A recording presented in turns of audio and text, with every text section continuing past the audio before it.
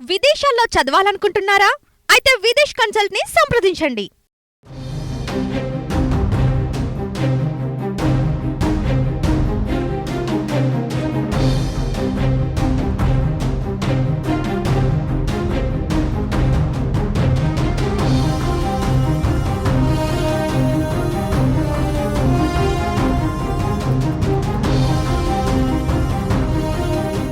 YCP పార్టీకి మరో shock తగిలింది. మాజీ మంత్రి, వైసీపీ మహిళా నేత విడుదల రజని పైన ఏసీబీ కేసు నమోదు చేసింది.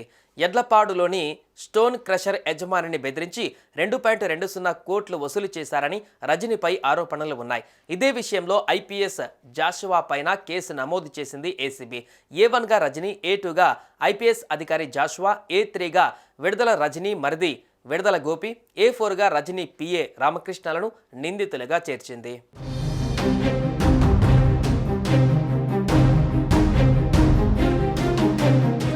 గత ప్రభుత్వ హయాంలో ఓ స్టోన్ క్రషర్ యజమానిని బెదిరించి 2.02 కోట్లు వసూలు చేశారనే ఆరోపణలతో రజని పైన ఏసీబీ కేసు నమోదు చేసింది.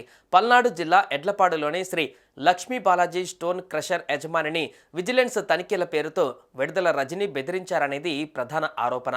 ఆమెతో పాటు నాటి గుంటూరు ఆర్ఓఈఓ ఐపీఎస్ అధికారి పల్లె జాషువాతో సహా మరికొందరిపైన ఏసీబీ కేసు నమోదు చేసింది. లంచం తీసుకోవడం, అనుచిత లబ్ధి కలిగించడం, నేరపూరిత కుట్ర, బెదిరింపు తదితర చర్యలు అవినీతి నిరోధక చట్టంలోని 7(7)A, ఐపీసీ 384, 120B సహా పలు సెక్షన్లను చేర్చింది.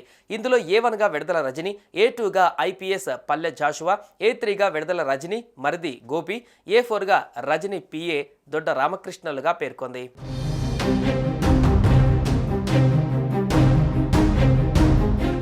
బెదిరింపులపైన విజిలెన్స్ అండ్ ఎన్ఫోర్స్మెంట్కు తొలుత ఫిర్యాదు అందింది. దీంతో అప్పటికి ఏసీబీ డీజీగా ఉన్న హరీష్ కుమార్ గుప్తా విచారణ చేపట్టి నివేదికను ప్రభుత్వానికి సమర్పించారు.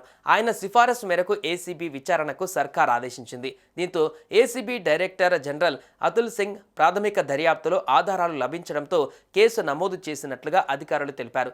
చట్టాన్ని ఉల్లంఘించిన ఐపీఎస్ అధికారి జాషువాపై చర్యకు విజిలెన్స్ సిఫారసు చేసింది. ఆల్ ఇండియా సర్వీస్ రూల్స్ 1970 ప్రకారం జాషువా చాలా పెద్ద తప్పు చేశారని పేర్కొంది.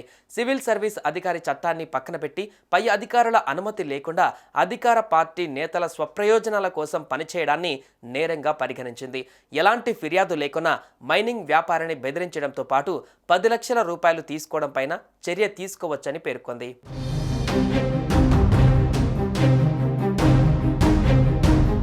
గత వైసీపీ ప్రభుత్వ హయాంలో చేసిన అవినీతి అక్రమాలపైన తాజాగా కూటమి ప్రభుత్వం చర్యలు తీసుకుంటుంది.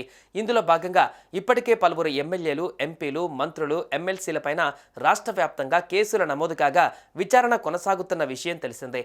ఈ క్రమంలో మాజీ మంత్రి రజని పైన సిబిఐ అధికారులు కేసు నమోదు చేసినట్లు తెలుస్తోంది.